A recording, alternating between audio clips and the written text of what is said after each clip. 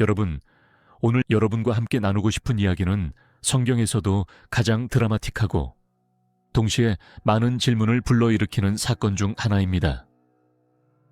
바로 마가복음 5장에 기록된 거라사 지방에서 일어난 사건인데요. 이 이야기를 처음 읽는 분들은 아마 이렇게 반응하실 겁니다. 이게 정말 일어난 일인가? 너무 영화 같은데? 네, 정말 일어난 일입니다. 그리고 이 사건 속에는 우리 인생의 가장 깊은 질문들에 대한 답이 담겨 있습니다. 자, 이야기를 시작하기 전에 먼저 배경을 이해하여야 합니다. 갈릴리 호수, 예수님께서 제자들과 함께 사역하시던 그곳에서 배를 타고 건너편으로 가십니다. 그곳은 거라사 지방, 데카폴리스라고 불리는 10개의 도시 연합지역입니다. 여기서 중요한 포인트가 있습니다. 이곳은 유대 땅이 아닙니다. 이방인들, 즉 유대인이 아닌 사람들이 사는 곳이었습니다. 그래서 유대인들이 절대 키우지 않는 돼지를 이곳 사람들은 키우고 있었던 겁니다. 유대인들에게 돼지는 가장 부정한 동물이었거든요. 레위기를 보면 돼지를 먹는 것도 만지는 것도 금지되어 있습니다. 예수님께서 배에서 내리시는 순간 무언가 이상한 일이 벌어집니다. 무덤 사이에서 한 사람이 소리를 지르며 달려옵니다. 잠시 이 장면을 상상해 보시겠습니까? 예수님과 제자들이 낯선 땅에 도착했는데 갑자기 무덤에서 미친 사람이 뛰어나오는 겁니다. 제자들은 얼마나 놀랐겠습니까? 그런데 이 사람의 상태가 보통이 아니었습니다. 성경은 아주 자세하게 이 사람의 모습을 묘사하고 있습니다. 그는 무덤 사이에 거처를 두고 살았습니다. 산 사람이 죽은 사람들 사이에서 살고 있었던 거예요. 사람들이 여러 번 쇠사슬과 고랑으로 묶으려 했지만 그때마다 쇠사슬을 끊고 고랑을 깨뜨렸습니다. 상상할 수 없는 힘이었죠. 그리고 밤낮으로 무덤 사이와 산에서 소리를 지르며 돌로 자기 자신의 몸을 해쳤습니다. 이 대목을 읽으면 가슴이 아픕니다. 이 사람이 얼마나 고통스러웠을까요? 자기 자신을 돌로 치면서 살아야 했던 그 고통, 그 절망을 상상할 수 있겠습니까? 마을 사람들은 이미 이 사람을 포기했습니다. 저 사람은 이제 답이 없어. 쇠사슬로도 안 되는데 우리가 뭘 어떻게 하겠냐고.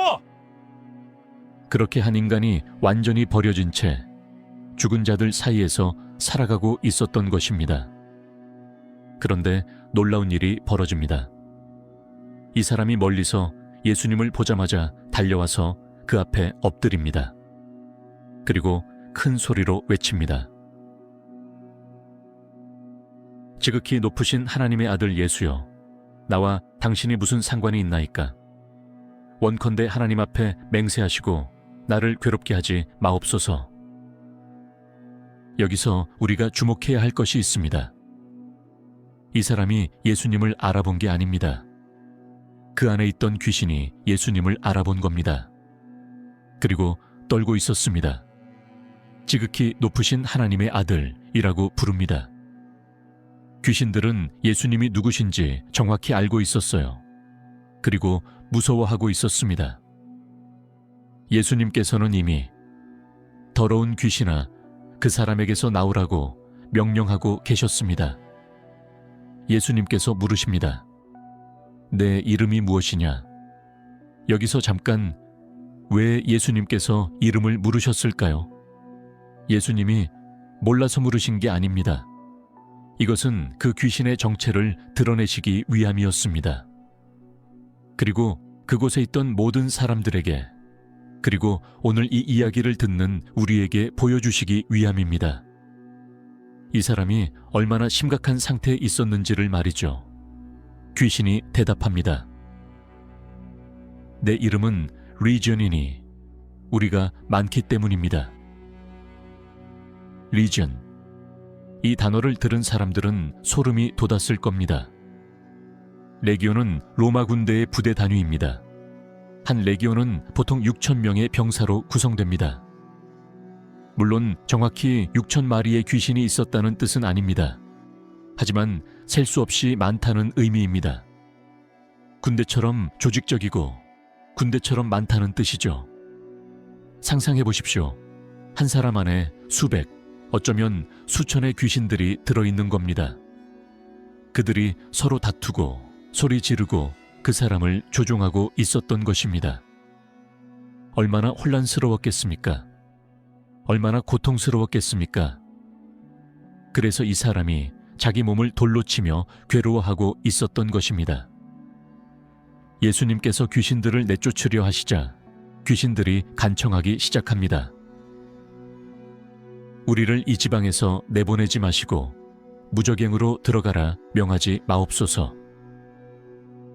무저갱, 이것은 귀신들이 갇히는 곳입니다.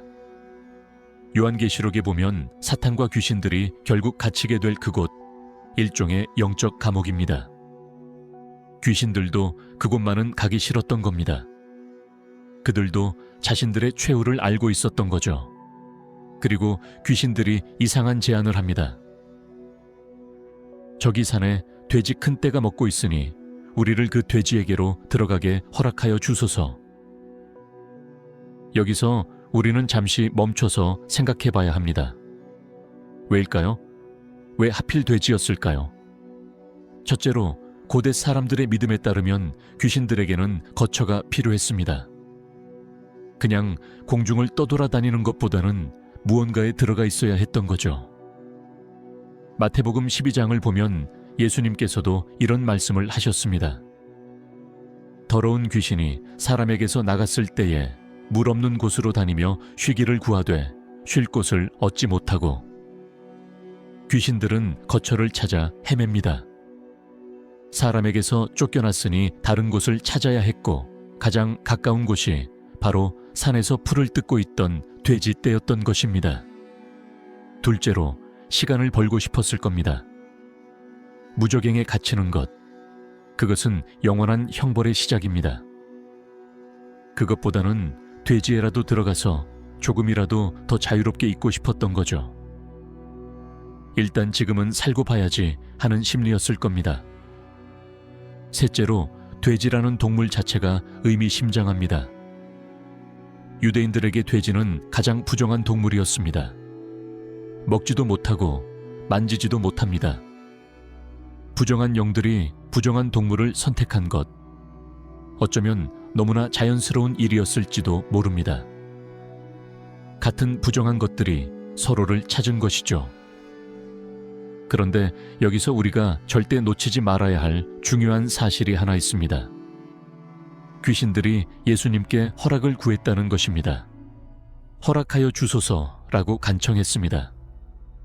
왜일까요? 이것이 영적 세계의 법칙이기 때문입니다. 귀신들은 심지어 사탄까지도 예수님의 허락 없이는 아무것도 할 수 없습니다. 욥기를 보면 사탄도 하나님께 허락을 받고 욥을 시험했습니다. 예수님의 권위는 그만큼 절대적입니다. 예수님께서 허락하십니다. 순간 놀라운 일이 벌어집니다. 더러운 귀신들이 그 사람에게서 나와 돼지들에게로 들어갔습니다. 그리고 2,000마리나 되는 돼지떼가 비탈길을 내리달려 바다로 돌진하여 물에 빠져 죽어버렸습니다. 2,000마리입니다. 엄청난 숫자죠. 성경이 이렇게 구체적인 숫자를 기록한 것은 이것이 실제로 일어난 역사적 사건이라는 것을 강조하기 위함입니다. 그리고 그 광경이 얼마나 충격적이었는지를 보여주기 위함입니다. 상상해 보십시오.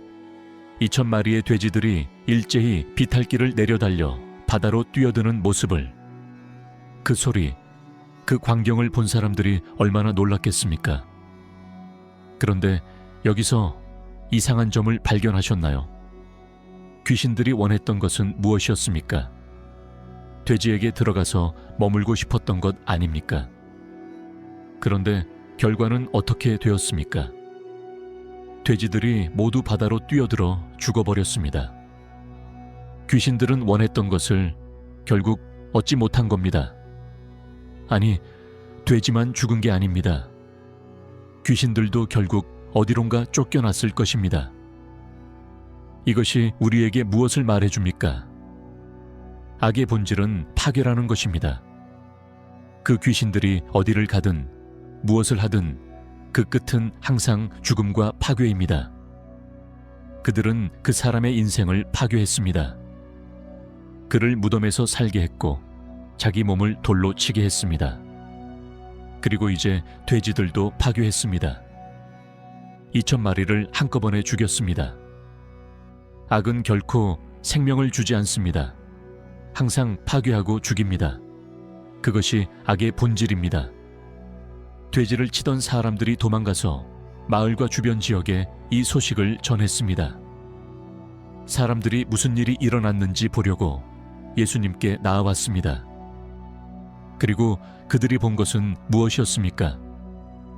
2,000마리의 돼지가 죽어서 바다에 떠 있는 광경도 놀라웠지만 더욱 놀라운 광경이 있었습니다. 그 미쳤던 사람, 레기온이라 불리던 귀신들이 들렸던 그 사람이 옷을 입고 정신이 온전하여 예수님의 발치에 앉아 있었던 것입니다. 완전한 회복이었습니다. 쇠사슬로도 묶을 수 없었던 그 사람, 무덤에서 살며 자기 몸을 해치던 그 사람이 이제 완전히 온전한 정신으로 돌아온 것입니다. 옷을 입고 있다는 것은 이제 문명인으로 돌아왔다는 뜻입니다.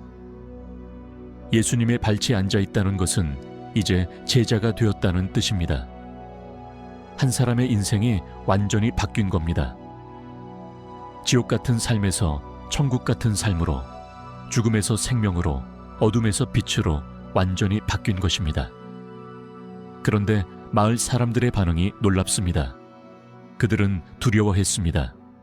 그리고 예수님께 간청합니다. 우리 지역에서 떠나 주십시오. 왜 그랬을까요? 한 사람이 완전히 회복되었는데, 기적이 일어났는데 왜 예수님을 보내려 했을까요? 바로 2,000마리의 돼지 때문입니다. 당시 돼지 한 마리의 값은 상당했습니다. 2,000마리면 엄청난 재산이죠. 한 사람이 온전해진 것보다 2,000마리의 돼지를 잃은 것이 그들에게는 더 크게 느껴진 겁니다. 그들에게는 사람보다 재산이 더 중요했던 것입니다. 한 영혼보다 돼지떼가 더 중요했던 것입니다. 여기에 이 이야기에 가장 중요한 메시지가 있습니다. 2,000마리의 돼지와 한 사람의 영혼, 무엇이 더 귀합니까? 세상 사람들은 돼지가 더 중요하다고 말했습니다. 재산이 더 중요하고 경제적 손실이 더 걱정된다고 말했습니다. 하지만 예수님은 한 사람의 인생을 회복시키는 것이 훨씬 더 중요하다고 말씀하십니다. 예수님께서 사람을 바라보시는 시각과 세상이 사람을 바라보는 시각이 이렇게 다릅니다. 세상은 사람을 경제적 가치로, 사회적 지위로, 업적으로 평가합니다. 하지만 예수님은 그 사람 자체를 보십니다. 아무리 망가졌어도, 아무리 쓸모없어 보여도 그 한 영혼이 세상의 그 무엇보다 귀하다고 말씀하십니다. 사랑하는 여러분, 이 이야기가 우리에게 주는 가장 큰 위로는 무엇입니까? 아무리 망가진 인생도, 아무리 깊은 어둠 속에 있어도, 아무리 많은 문제가 있어도 예수님 앞에서는 한순간에 회복될 수 있다는 것입니다. 그 거라사의 사람처럼 말입니다. 혹시 여러분 중에 이렇게 생각하는 분이 계십니까? 나는 너무 많이 망가졌어. 나는 회복될 수 없어. 내 문제는 너무 커. 아닙니다. 레기온, 즉 수천의 귀신도 예수님 한마디에 쫓겨났습니다. 여러분의 문제가 아무리 크다 해도, 여러분의 상처가 아무리 깊다 해도 예수님께는 문제가 되지 않습니다. 그리고 기억하십시오. 세상은 여러분을 돼지 2,000마리보다 못한 존재로 평가할지 모릅니다. 세상은 여러분의 실패를, 여러분의 과거를, 여러분의 부족함을 보며 손가락질할지 모릅니다. 하지만 예수님은 다르십니다. 예수님은 여러분 한 사람을 위해 이 세상 모든 것을 버리실 만큼 귀하게 여기십니다. 예수님은 여러분을 포기하지 않으십니다. 모두가 여러분을 포기했을 때도 예수님은 여러분을 찾아오십니다. 그 거라사의 사람이 무덤에서 살 때도 예수님께서는 배를 타고 그곳까지 찾아가셨습니다. 오직 그 한 사람을 위해서 말입니다. 오늘 이 이야기를 통해 우리가 기억해야 할 것은 이것입니다. 예수님의 능력은 절대적이고 여러분의 가치는 무한하며 회복의 가능성은 항상 열려 있다는 것입니다. 이것이 오늘 거라사 지방에서 일어난 놀라운 사건이 우리에게 전하는 메시지입니다. 오늘도 저희 은혜 나눔 채널을 시청해 주셔서 감사합니다. 구독과 좋아요는 영상 선교에 큰 힘이 됩니다. 감사합니다. 평안하세요.